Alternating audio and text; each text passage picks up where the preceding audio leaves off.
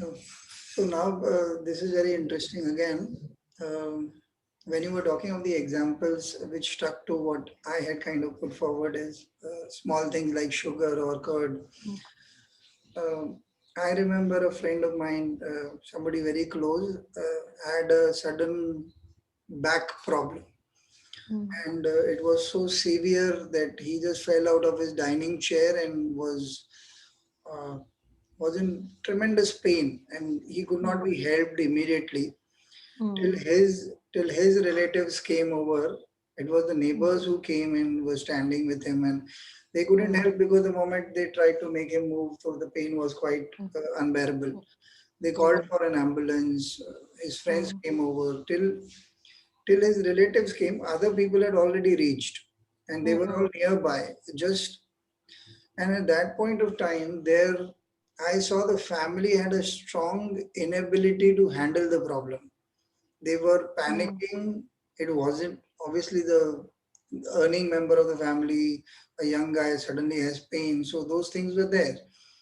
But their inability to handle even this much, I call it this mm, much because it wasn't really a cancer or a heart attack.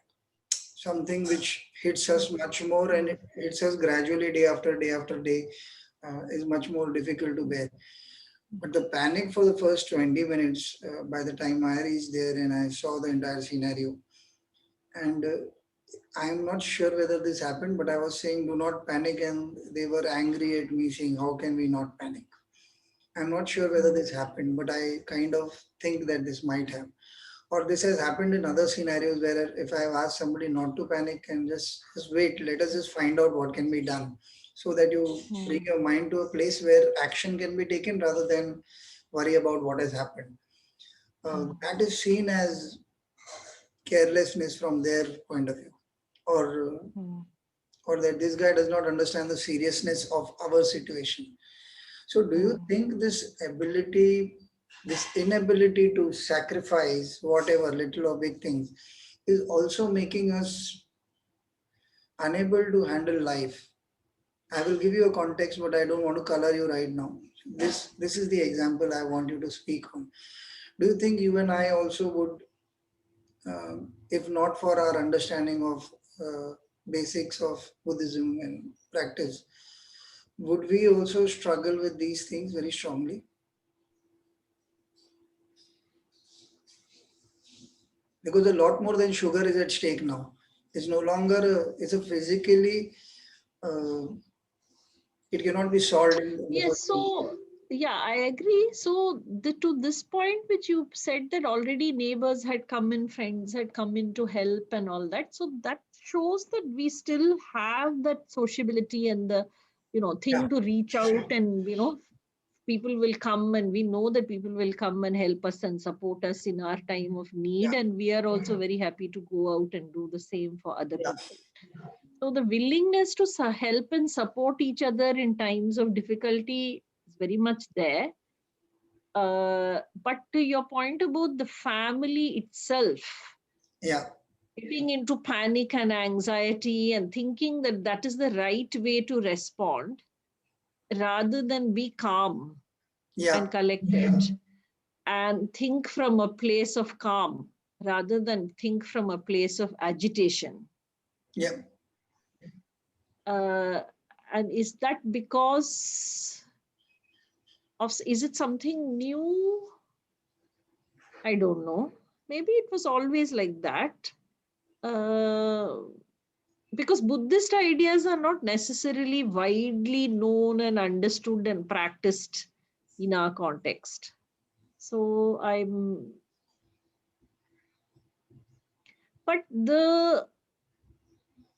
as a generalization, again, I would say if you are in a context of affluence, context of plenty, context of education, context of control, Yeah. and you have more and more of this idea that life should run in a very smooth, straight line, with no jerks and shocks. Yep. Somehow, because of your superior intelligence, because of your superior planning capability, because of that, you also have the money, and therefore you're able to smoothen out the bumps, in a journey of life.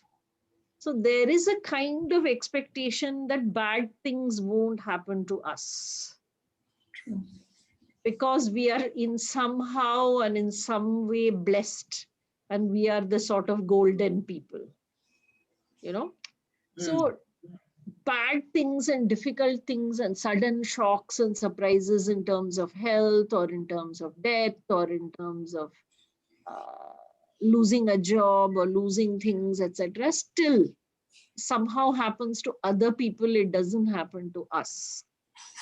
So when it happens to you, you are kind of in a state of shock, and you do tend to sort of fall into this frame of thought which says, why me? Whereas the wise question would actually be, why not you? You know? Yes. But because you're kind of in this context of living, you do have this, and then the agitation and all is more. And then when people, you say, okay, calm is better and don't be agitated, it can be read as you are callous or unfeeling I'm or feeling. uncaring, because how can somebody not be agitated in this situation? Yeah. Agitation is the right response, and anybody who says don't be agitated is actually being callous. Yeah. So another question that comes to me. Uh,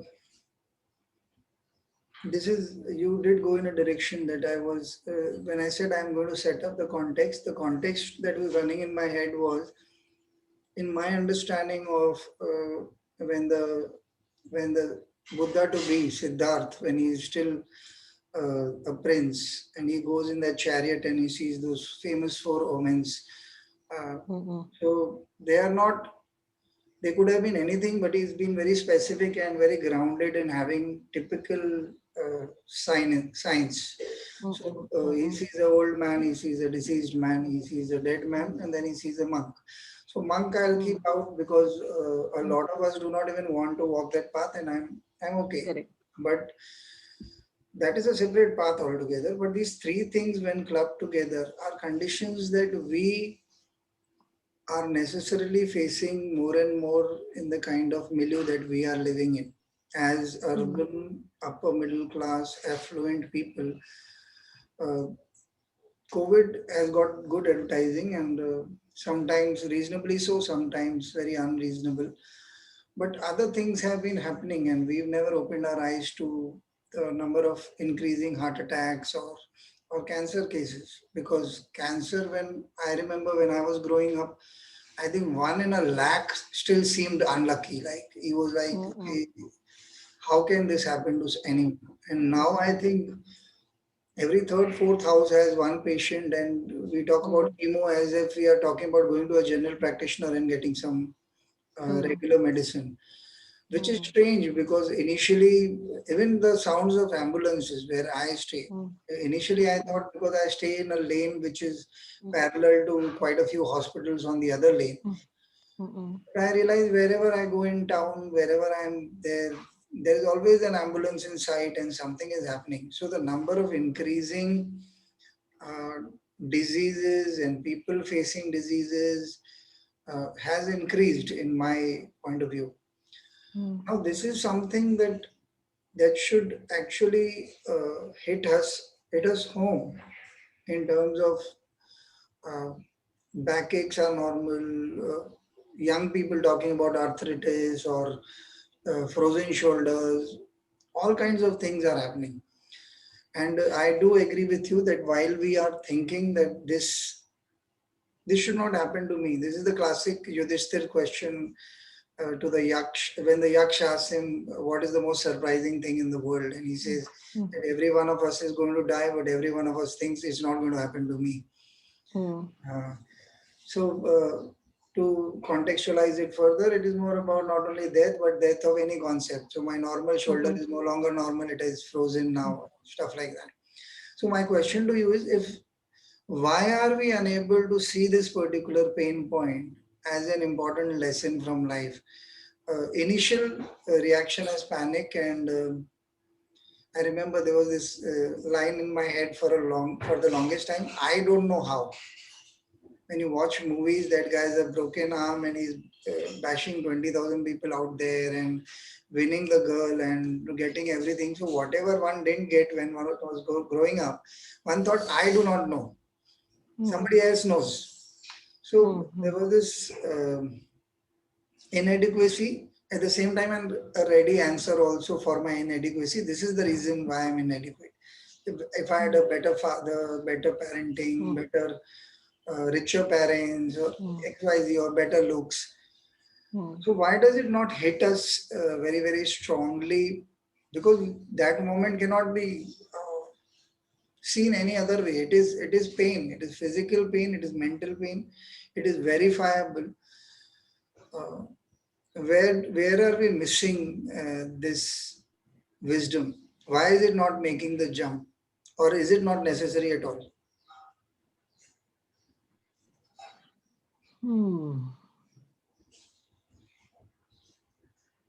That is a very profound question, but a hard question to answer. Hmm. Very simple on this, just I mean, digressing a bit, but related to something you said on cancer. I remember talking to a friend and asking her this question. And she said she asked an oncologist that why is it that we are hearing so many cases now compared to what it was 30, 40, 50 years ago? Is it that the number of cases has actually increased for some reason, or is it that we are able to better detect it now because we have more technology that detects it? So his answer was it's probably a combination of the two. He said that definitely because medical technology has improved tremendously, we are able to detect cases of cells which have got distorted, which is what cancer finally is, right? It is that your cells, instead of functioning the way they should normally, have now got distorted, and we are able to detect it better. In an earlier era, even if somebody had, for example, liver cancer, it would have shown up like jaundice and they would have been treated for jaundice. And if he didn't, whatever, may have died and then would have thought to have died of jaundice itself. Yes. Yeah. Yeah. Or, that deterioration may have led to a heart attack and it would have been put down as death due to heart attack or heart failure, whereas the real cause might have been some cancerous cells in some part of his body, his or her body. But that having been said, yes, there are many inexplicable and physical and psychosomatic and many other kinds of bodily problems and ailments and suffering that has gone up quite significantly. Why are people not able to see that that is perhaps because of the lifestyle that they are leading, and therefore that change in that lifestyle would be required to actually correct it completely? That I think is because of this treadmill, right? And lifestyle. So you're now used to a certain standard of living, which requires a certain amount of money and a certain place in society, which also requires certain amount of money. Now you therefore you have to earn that level of money. And now if you have to earn that level of money, then you have to put yourself on this hamster wheel and you have to. So that does sort of keep us. So the pursuit of lifestyle and status does keep us in these things, and then we brush aside the fact that, oh, okay, we had that illness. If we have recovered and come out of it, you sort of put it behind you and said, okay, that was an episode that happened 3 years ago, I forgot about it, because now things are back to normal and I'm fine. Okay. In your case, So as that, it that is, the desire to forget unpleasantness yeah. in order to feel positive and happy is also kind of got accentuated now.